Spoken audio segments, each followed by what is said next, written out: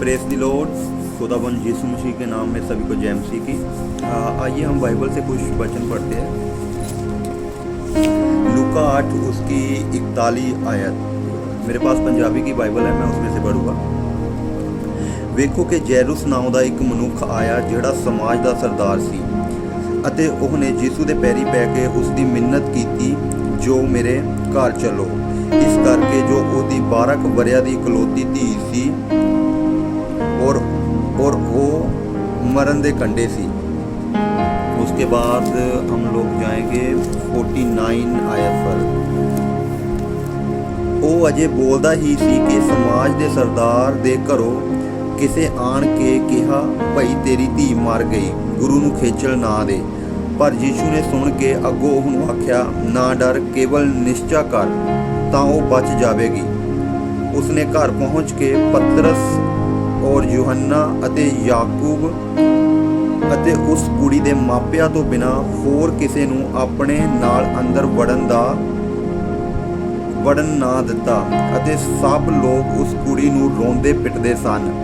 ਪਰ ਉਸ ਨੇ ਆਖਿਆ ਨਾ ਰੋਵੋ, ਕਿਉਂ ਜੋ ਉਹ ਮਰੀ ਨਹੀਂ ਪਰ ਸੁੱਤੀ ਪਈ ਹੈ। ਅਤੇ ਉਹ ਉਸ ਉੱਤੇ ਹੱਸਣ ਲੱਗੇ ਅਤੇ ਜੋ ਜਾਣਦੇ ਸਨ ਭਈ ਉਹ ਮੋਈ ਪਈ ਹੈ। पर उसने ਉਹਦਾ ਹੱਥ ਫੜ ਕੇ ਉੱਚੀ ਆਵਾਜ਼ ਨਾਲ ਕਿਹਾ ਕੁੜੀਏ ਉੱਠ। ਅਤੇ ਉਹਦਾ ਆਤਮਾ ਮੁੜ ਆਇਆ ਅਤੇ ਉਹ ਝੱਟ ਉੱਠ ਖੜੀ ਹੋਈ ਔਰ ਉਹਨੇ ਹੁਕਮ ਕੀਤਾ ਜੋ ਉਹਨੂੰ ਕੁਝ ਖਾਣ ਲਈ ਦਿੱਤਾ ਜਾਵੇ। हालेलुया। अभी इस वचन में मैं कुछ आपको मेन पॉइंट बताऊंगा कि क्या है। सबसे पहले जो बात देखने वाली है कि यायर नाम का एक आराधनालय का सरदार, जो आराधनालय का सरदार था, वो आदमी परमेश्वर के पास आया, उसके पैरों में पड़ गया कि परमेश्वर मेरी 12 साल की लड़की है, वो मरने वाली है, कि मेरे साथ मेरे घर पर चल। एक सरदार जो था, आराधनालय का सरदार जो था, वो उसने ये बात को साइड पर रख दिया कि वो एक आराधनालय का सरदार है। वो परमेश्वर के पैरों में आकर गिर पड़ा। आजकल कोई झुकना नहीं चाहता किसी के सामने। जो मेन प्रॉब्लम है, कोई किसी के सामने झुकना नहीं चाहता, नम्र होना नहीं चाहता। ये आदमी नम्र हुआ सबसे पहले परमेश्वर के आगे, तो उसके पैरों में पड़ गया कि परमेश्वर मेरी लड़की जो है मरने वाली है, उसको बचा, मेरे साथ मेरे घर पर चलो।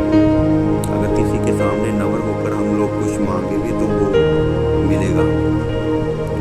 अगर मैं ये नहीं चाहता कि किसी गलत आदमी के पैरों में पड़ के जाऊँ, जहाँ हमारा कुछ पर्सनल गलत काम है, हम किसी लीडर के या कुछ ऐसे भी लोगों के जो पदवी पर बैठे हैं उनके पैरों में जाकर पड़े, ऐसी बात नहीं है।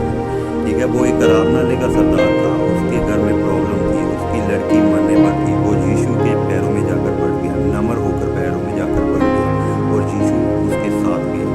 दूसरी बात क्या है इसमें, लड़की सिर्फ 12 साल की थी, लड़की सिर्फ 12 साल की थी। ऊपर से वचन में लिखा हुआ है कि वो उसकी इकलौती बेटी थी। देखो शैतान कहाँ कहाँ अटैक करता है, आपके घर में किस चीज़ पर अटैक करता है, उसको मालूम है कि आपकी फेवरेट चीज़ क्या है। ये तो बात बहुत क्लियर ही होगी। वो अगर उसकी इकलौती बेटी थी तो वो डेफिनेटली उससे बहुत प्यार करता होगा, और शैतान ने उस लड़की पर जो उसकी इकलौती थी, जिसे वो प्यार करता था, उस पर अटैक किया। और इसके आगे जाते हैं हम लोग, और उसके बाद में उसकी किसी ने उसके घर से आकर उसको मैसेज दिया उसको कि तुम्हारी बेटी जो है मर गई है, गुरु को अब तंग मत कर। अभी उसके सामने क्या आया, निराशा। उसको किसी को जब कोई ऐसा मैसेज मिल जाता है कि हमारी फैमिली का कोई मेंबर एक्सपायर हो गया है, या कोई ऐसा मैसेज जिससे हम लोग बहुत हर्ट होते हैं, उससे क्या आती है, निराशा। हमारी लाइफ में निराशा आती है। लेकिन यीशु ने क्या उत्तर दिया, उसको क्या जवाब दिया? बोल रहा है, यीशु ने बोला मत डर, केवल विश्वास रख, मत डर, केवल विश्वास रख, हौसला दिया। यहाँ अगर परमेश्वर हमारी लाइफ में होगा तो हमें हौसला देगा। चाहे हम लोग कितनी भी कठिनाई में हैं, वो हमें हौसला देगा अपने वचन के द्वारा। उसने वचन बोला परमेश्वर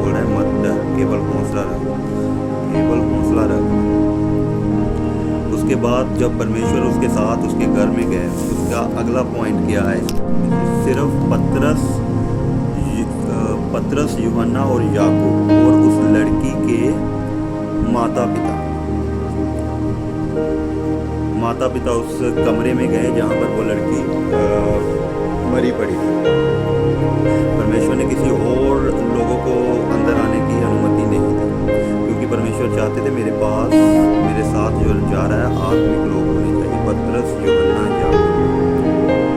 परमेश्वर जब भी बड़े बड़े काम करने जा रहे थे, जब कोई ऐसा काम करने जा रहे थे, उनके साथ हमेशा पतरस, यूहन्ना, याकूब जो आत्मा में बाकी चेलों से बढ़कर थे, उनको साथ लेकर गए। और साथ में लड़की के माता पिता, क्योंकि परमेश्वर उन्हें दिखाना चाहते थे कि यहोवा पिता परमेश्वर कितना महान है, वो कुछ भी कर सकता है। आपकी सिचुएशन कैसी भी हो, वो कुछ भी कर सकता है आपकी लाइफ। अगर आप उस पर विश्वास करते हैं तो वो कुछ भी कर सकता है। अभी उसके बाद एक और पॉइंट है जो बहुत ज़्यादा इम्पोर्टेंट है, कि उसमें लिखा हुआ है कि मैं दोबारा पढ़ता हूँ।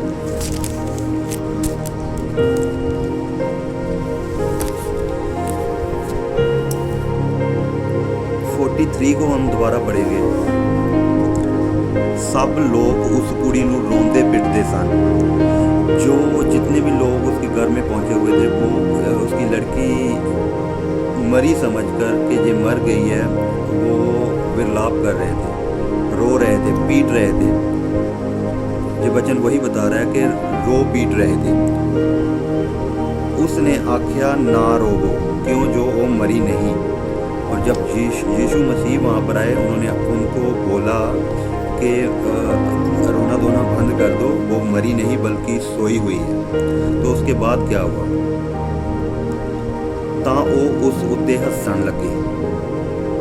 वो लोगों ने जब ये बात सुनी कि यीशु बोल रहा है कि वो लड़की मरी नहीं है बल्कि सोई हुई है, तो वो लोग यीशु पर हंसने लगे।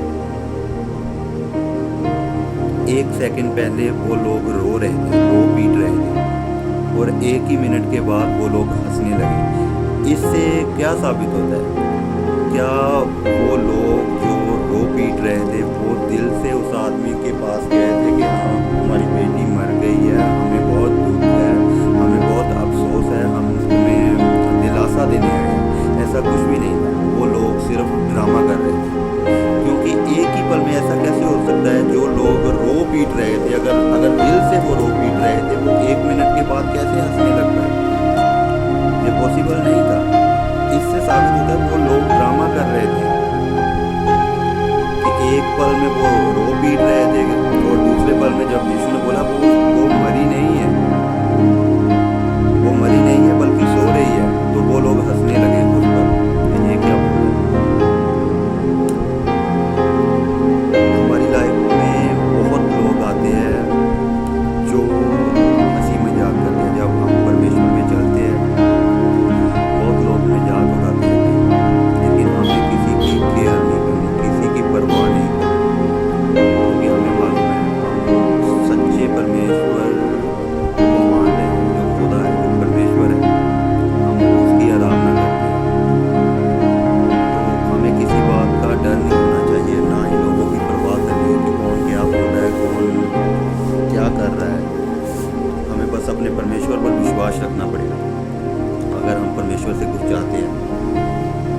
और उसके बाद क्या लिखा हुआ है? उसके बाद अगली आयत है,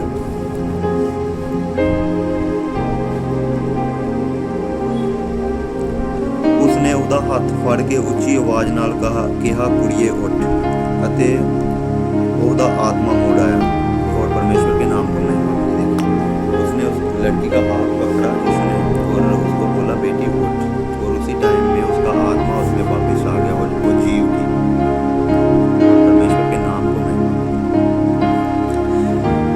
ये वचन मैं पढ़ रहा था तो एकदम मुझे आत्मा ने छुआ। तो मेरा मन था कि ये वचन मैं आपके सभी के साथ शेयर करूँ। इसमें से बहुत सारे पॉइंट हैं, मैंने एक एक पॉइंट आपको बताया। इसमें देखिए कि पहला पॉइंट जो था, आराधनालय का सरदार वो झुककर परमेश्वर के पैरों में पड़ गया। दूसरी बात जो इसमें नोटिस करने वाली है, 12 साल की इकलौती लड़की, शैतान ने उसके कहाँ अटैक किया। तीसरी बात, वो मर गई थी, किसी ने आकर बोला तुम्हारी लड़की मर गई है, उसकी लाइफ में निराशा आई। परमेश्वर ने फिर दिलासा दिया, बोला वो मरी नहीं है, केवल विश्वास रख, कुछ नहीं होता। विश्वास रख, विश्वास रखने वालों के लिए सब कुछ हो सकता है। और चौथा पॉइंट अगर उसमें देखा जाए तो परमेश्वर सिर्फ पतरस, यूहन्ना और याकूब और लड़की के माता पिता को अंदर लेकर गए जहाँ लड़की रखी गई है। परमेश्वर नहीं चाहते थे कि मेरे साथ भीड़ आए और मुझे डिस्टर्ब करे। परमेश्वर चाहते थे आत्मिक लोग मेरे साथ अंदर जाए। और लड़की के माता पिता को इस बुलाया ताकि वो देख सके परमेश्वर की महिमा। और लोगों ने हंसी मजाक उड़ाया परमेश्वर का कि ये क्या बोल रहा है कि लड़की तो मर गई है, ये बोल रहा है मरी नहीं, वो सोई पड़ी। लोगों की परवाह नहीं करती, परमेश्वर ने उनकी परवाह नहीं की। और बाद में क्या हुआ, लास्ट में सभी ने परमेश्वर की महिमा देखी जब वो लड़की जी उठी, लड़की उठ गई।